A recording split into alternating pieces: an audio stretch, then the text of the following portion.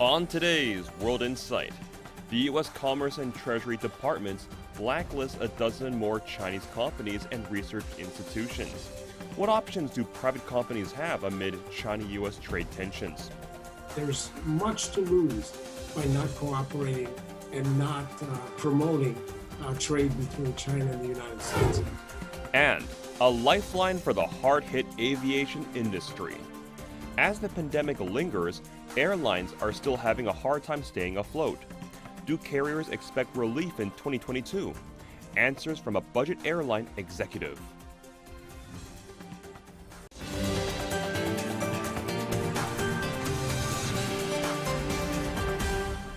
Here is our host, Tian Wei. Hello and welcome to World Insight. I'm Tian Wei. The United States has added 8 Chinese companies, including the world's largest commercial drone maker, to an investment blacklist this week. The U.S. Department of Treasury pointed to these companies' so-called involvement in the surveillance of Chinese ethnic minorities, which is groundless accusation. There are already around 60 Chinese firms on the list. The Chinese Foreign Ministry said on Wednesday China opposes the U.S. moves that overstretch national security and the unreasonable suppression of Chinese companies. How could this growing number of Chinese companies in the U.S. blacklist weigh on the uneasy global recovery amid a resurgent pandemic? Let's ask our panelists.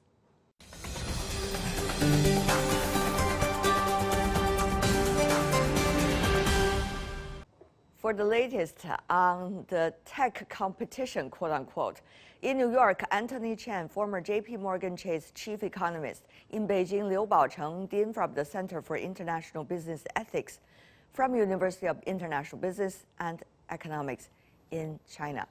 Welcome to both of you, gentlemen. It is very important for all of us to understand the impacts of these sanctions and the latest policies. So, Professor Liu, how do you see the facts that there have been quite a number of times of Chinese companies being listed on the so-called entity list in the U.S.? What does that mean for these companies?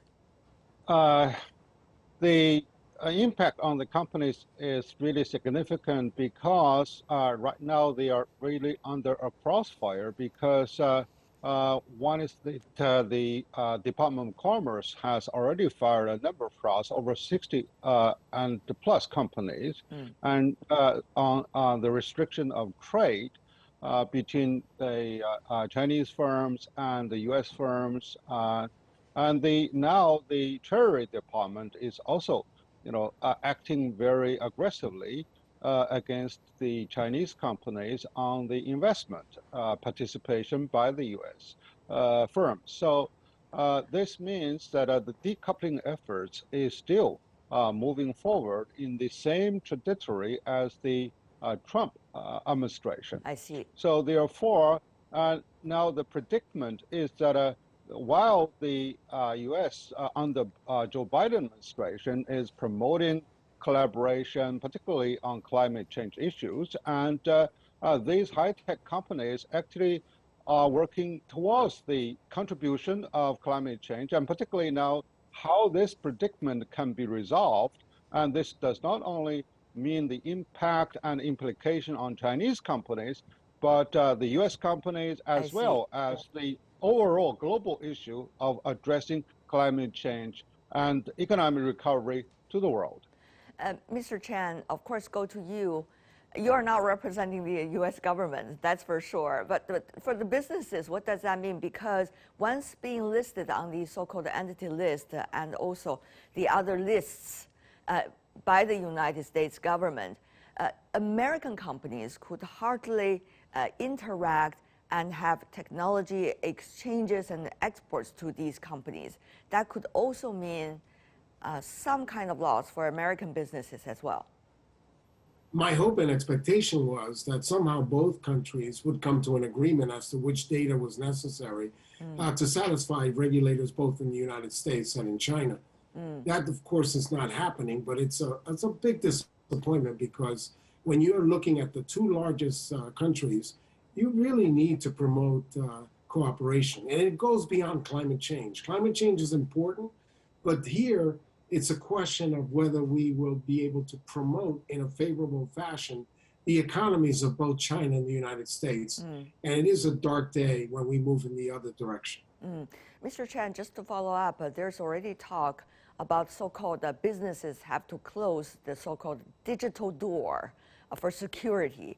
Now, that to me is a very sensitive way of putting things because once you close the door, a lot of things becoming even more challenging and difficult for all parties. So, Mr. Chan, how much leeway and how much strength American businesses, generally speaking, could have at this moment in negotiating out their way or their space, at least?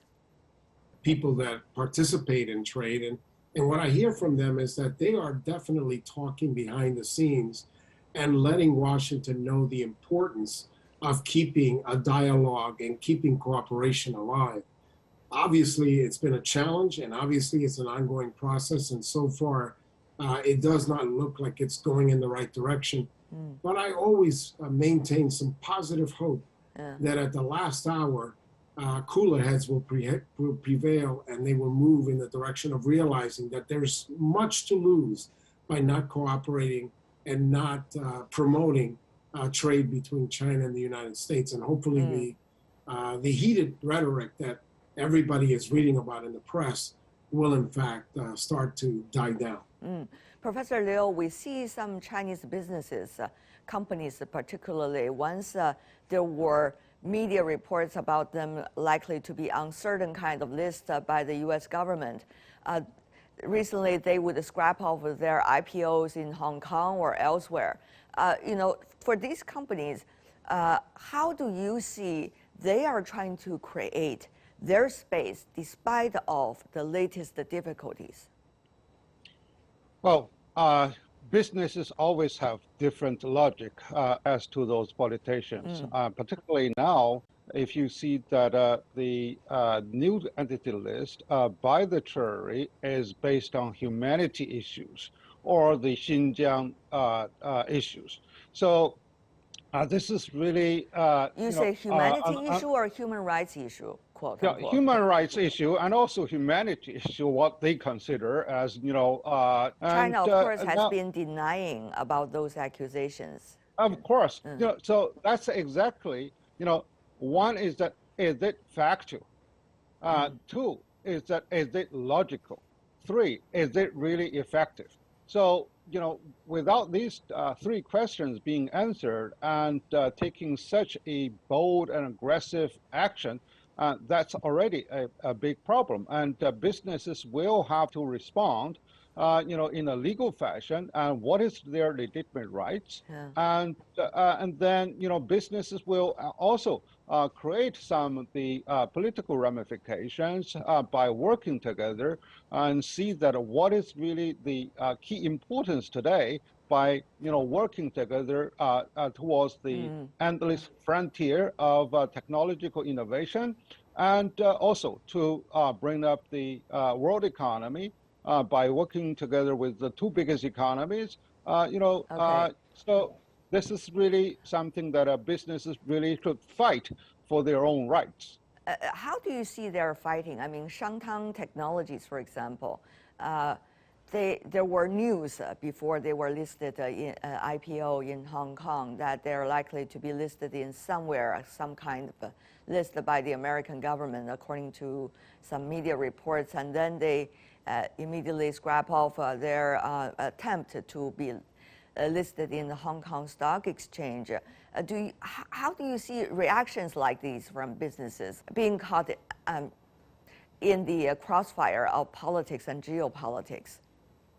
I think that's a very good question, but a very difficult question to answer, because the individual companies will have to make a sensible decision within the micro level for their stakeholders and the key investors. So therefore, they may have made a sensible, so they may sense the right time to make the decision to comply, or at least to reinvent their portfolios in order to satisfy the requirement. But on a macro level, because we do see that there's going to be a whole dozen of other entity lists that's going to be produced against Chinese companies if these companies do not really team up together, and that's going to be a domino effect and over the entire Chinese business community working together with the U.S. companies and business community at large. So therefore, I think it is really sensible and timingly important for companies to work out some sort of a strategy on a macro level. If I could just more on this front, you were earlier talking about how would they use law to protect themselves. I understand that earlier this year in China, there is a law called the anti-foreign sanction law in an effort to react to foreign sanctions that China or Chinese businesses do not consider as reasonable. Now, Professor Liu, how is that law being used at this moment by a business community in China whose interest that they consider has been harmed by foreign sanctions, including sanctions from the United States? Well, I think this law is really on the government level for retaliation.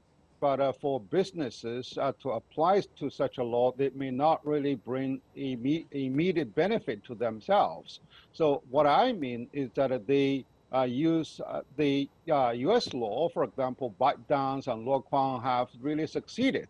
And previously, Sanri also succeeded in revoking some of the sanctions that is pending on them. Of course, Chinese government should support by shoring up the friendly environment for companies to move forward, both in finance and trade. But resorting to the U.S. law is a more of immediate choice. We see some interesting phenomena earlier, at least, that the American businesses try to take advantage of some kinds of politics within their reach to influence policies that China might have toward U.S. businesses. However, over the past few months, it seems that some businesses have realized things are getting really out of control, and the geopolitics are playing a much upper hand than the real interests of businesses.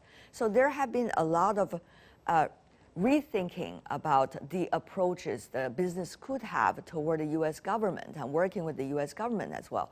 So, Mr. Chan, from the legal perspective, how American businesses, with their markets and with their visions in different parts of the world, including in China, could take advantage of the legal means and tools? Well, I think that's a great question. And I've been in Wall Street for over 35 years. And what I've seen is that this has been a real long journey. And what you see lately, and I agree with a lot of what Professor Liu has said, but what you're seeing lately is that companies in the United States and probably even in China are realizing that even though lobbying has been somewhat successful in the past, it appears that now the power of governments, both the Chinese government and the US government, is becoming much stronger. And so the lobbying impacts these days is much less. So the solution to a lot of the problems that we are discussing today is that we need both the US government and the Chinese government to sit down and discuss these things and come to some sort of an agreement. If we are to rely on the lobbying efforts of both US companies and Chinese companies to resolve this without the support of the government, we're not going to make progress. Let's hope that both governments sit down and iron these issues once and for all so that we can make progress. Otherwise, we will not. Mr. Chan, follow up on that. Recently, we have seen the first virtual meeting between the two presidents, the Chinese and American president. And many praise that as at least an occasion to compare notes and be able to share different opinions. Do you see the lists thing would become a more regular practice despite political efforts at the very top level? What I see from these kinds of talks is that there are many issues out there, and these lists are important. But if you listen and you follow the discussions between both countries in the virtual meetings, you realize that these entity lists are important, but they're not the top priority, that there are many other top issues between both countries that have to be resolved. And so until these become a real priority for both countries, we're not going to make progress. I'm getting more and more pessimistic about the prospect because previously we may have a engagement, and later on we have the dialogue of SED, of GCCT, President Xi in Mar-a-Lago with President Trump set up the 4 platforms on the key major issues for a scheduled dialogue, but right now there's no other official channels or platforms that are really sanctioned for both sides to really engage or dialogue. Right now, the silver lining is that, okay, we still have the contact, but we do not have any mechanism to really to engage in discussion. So principles are important to set the stage. Between 2 presidents, between Liu He and senior officials from the United States, but operational side, we do not see substantial progress. The tariff is still there, and now there's an increasing effort on the entity list, and there's a boycott against the Winter Olympic, and also there's a condemnation over the Chinese practices on humanity and and they also promote the United Nations to take some action, so et cetera, et cetera. So it seems that the relationship is really continuing to move downhill. Yeah. I don't want to sound politically naive, but usually journalists are. How important it is, gentlemen, looking from even outside, that we don't take these kind of lists as common practice, as a matter of fact, but rather be able to work on solutions. Or are we gonna, as a whole, lay back and say, I can't do anything. And therefore, things will build up, vicious cycle, going nowhere, which is gonna hurt everybody. We know that. When the 2 elephants in the world fight, all the grasses and the 2 elephants are going to be hurt as well. So what are we seeing now? Well, what I think is that the big issues are not resolved, and the entity list and other things that are impacting business are basically the collateral damage that occurs because we're not able to resolve the bigger issues. So I would hope that we resolve those bigger issues, because then we can actually spend more time on these important business issues. But I feel from the United States that these business issues are not the top priority for either administration right now. And I hope that changes soon, because we have much to lose if we don't change our strategy. It seems that Washington has really been retreating from the continued engagement, and based on their assumption that it is very difficult, if possible, to change China. So therefore, they get more on the defense side, and then on the other side, on the containment side. They also cite a number of even conflicting justifications for such sort of action, on human rights issues, on the technological competition issues, on the market distortion issues, etc. So the problem is that if you cite too many reasons simply to serve one direction, that is really continued decoupling. And that can also confuse the entire climate, because businesses, they do not know, in which way they want to move and satisfy which criteria. And then different, institutions, in order to please the constituencies, and and also on the other side to compromise with their bosses. So they are also at loss. So this is a very sad situation. But strategically, of course, businesses will have to find their own creative way to penetrate such sort of iron curtain. I mean, this is not really political iron curtain, but some sort of institutional iron curtain, and continue to work together. It seems that it's still very important to make sure that we understand the logic of things and not being lost by actions. Thank you so much for both of you, Anthony Chen, Liu Baocheng. Really appreciate it. This is World Insight with me, Tian Wei. Coming up, a lifeline for the hard-hit aviation industry as the pandemic lingers. Airlines are still having a hard time staying afloat. Do carriers expect relief in 2022? Answers from a budget airline executive next.